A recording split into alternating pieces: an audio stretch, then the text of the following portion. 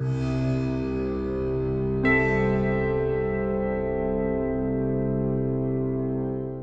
we're talking about the beginnings of communication for early childhood.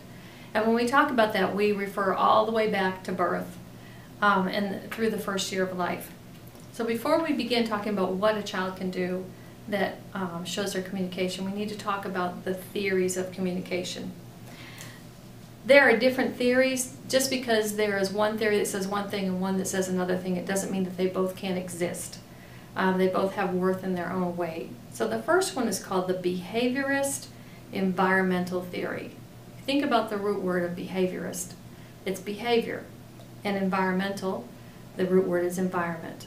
So when we talk about the Behaviorist Environmental Theory by Skinner, we're talking about how the environment of the child is affected by the behavior of those in the environment.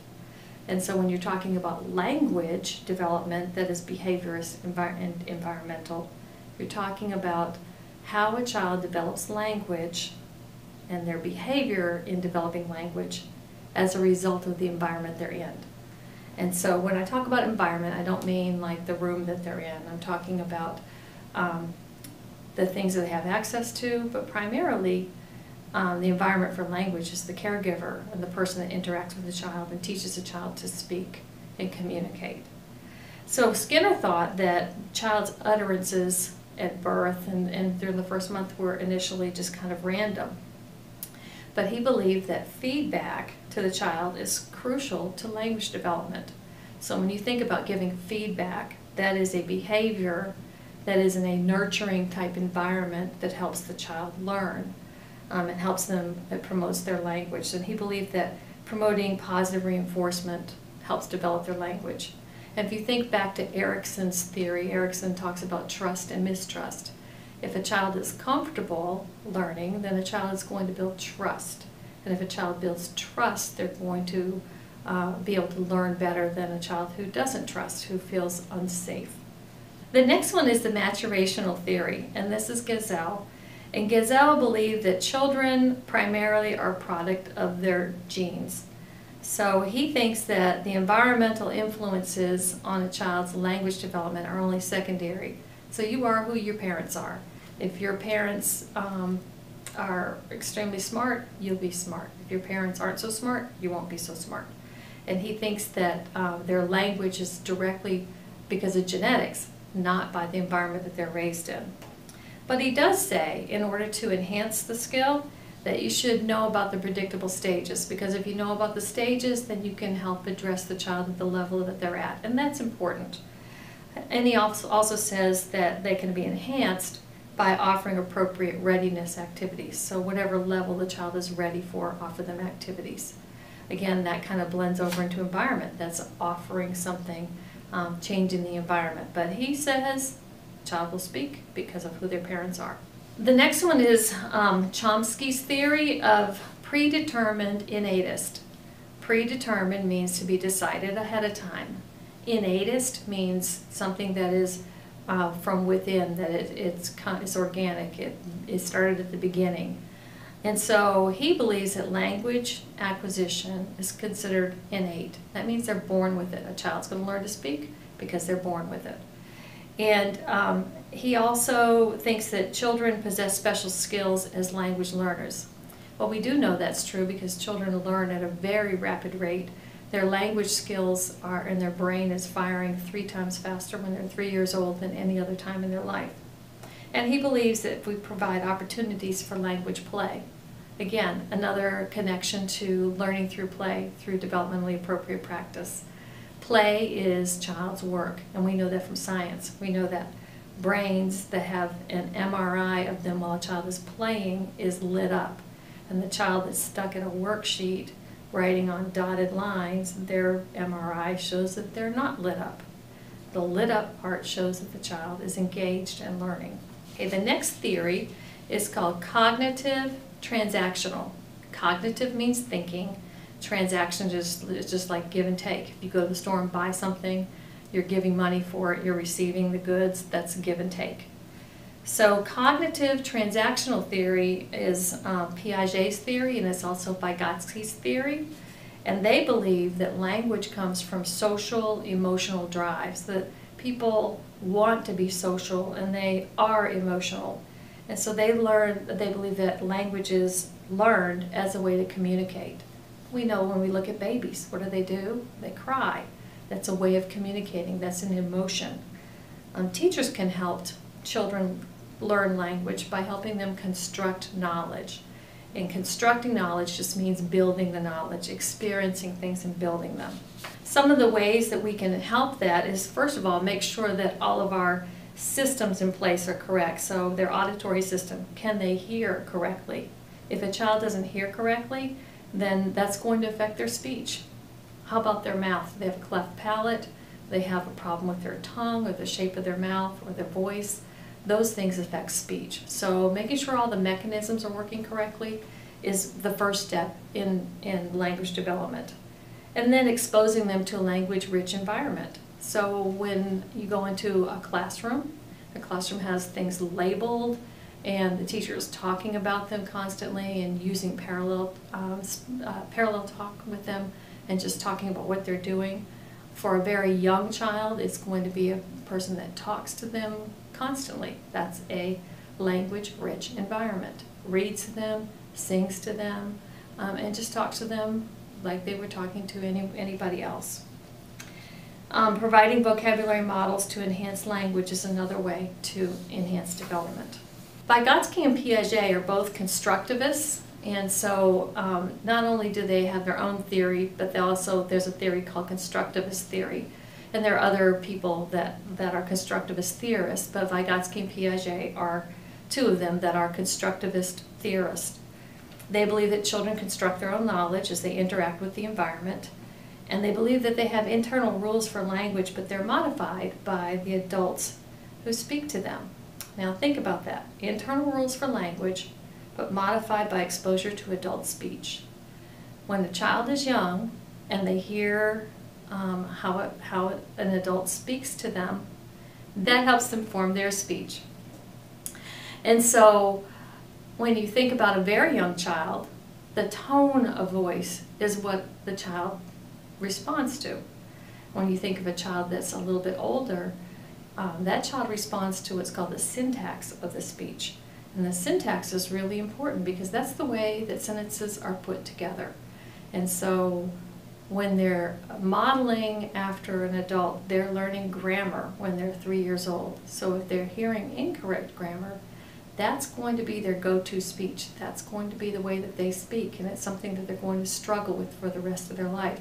It's really important for teachers, early childhood teachers, to speak correctly to the children in their classroom and model that for them.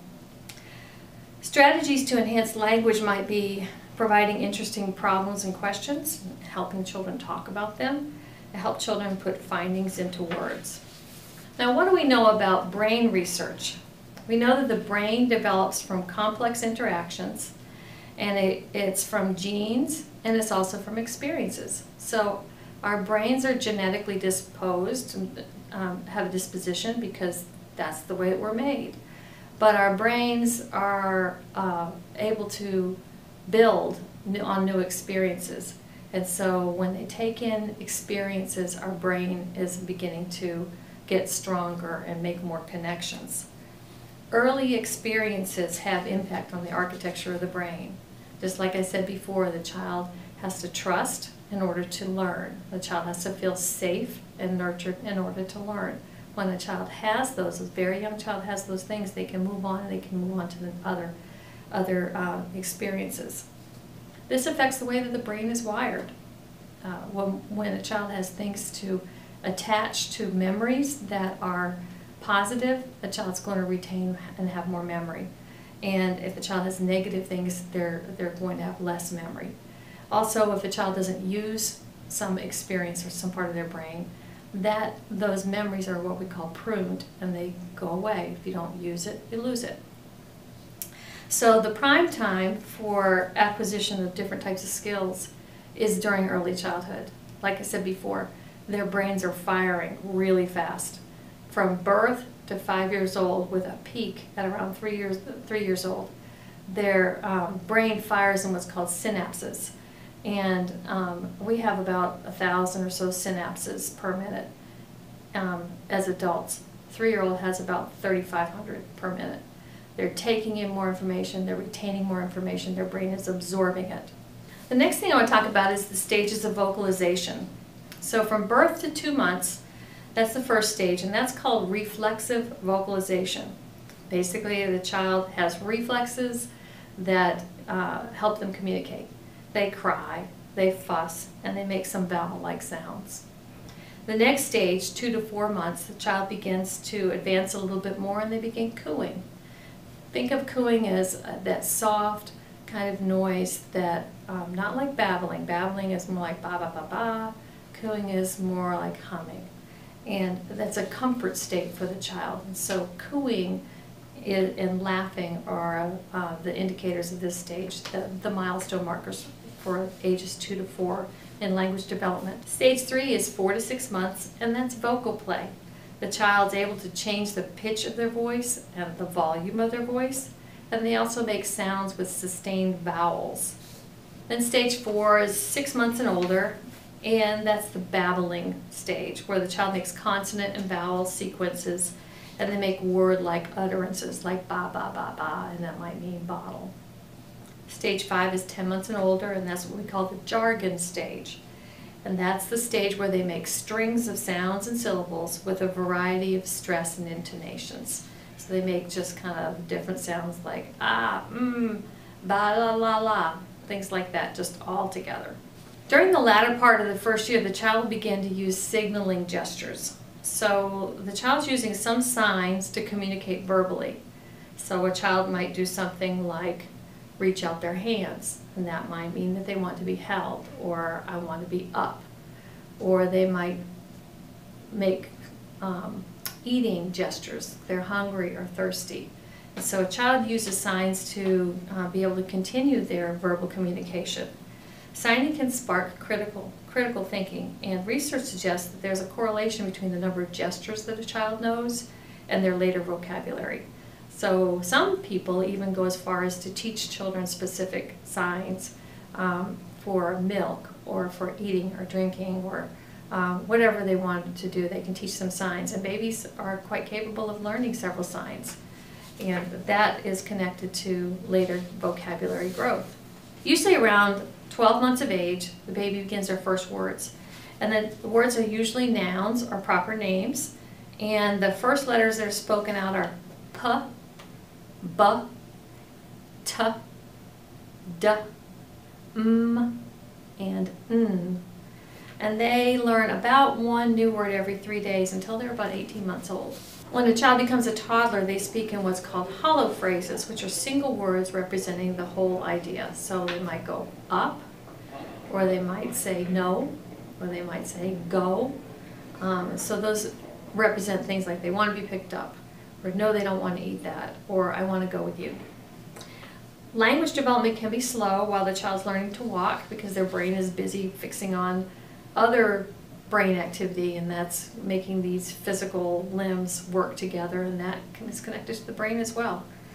Language interaction and interplay continue to be very crucial at this age. Some of the things that we can do to engage the baby and to help them develop them is to play games, sing songs, help them explore, let them play, provide music, read to babies, provide recordings. And when they're a little bit older, they might even be able to hold a writing utensil and be able to make marks on a piece of paper. During this stage, it's really important for what's called mother ease. And mother ease is that sing-songy voice that the child responds to. So it's very important to have that sort of the sing-songy rhythmic type voice.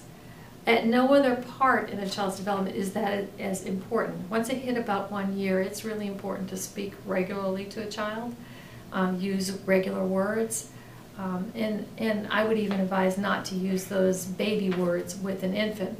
You can say them in the sing-songy voice, like, Mommy loves you, not Mommy loves her little baby baby. So teaching them words that they hear over and over right from birth, but using that sing-songy voice. Research shows that Babies love that, they feel comforted by that, and they feel attached to that. Families can give children lots of attention. They can provide lots of uninterrupted bonding time. They can provide objects to explore. They need to provide good nutrition. They need to have confidence in the way that they're handling the baby. And most of all, they just need to pay positive attention to playing with the baby.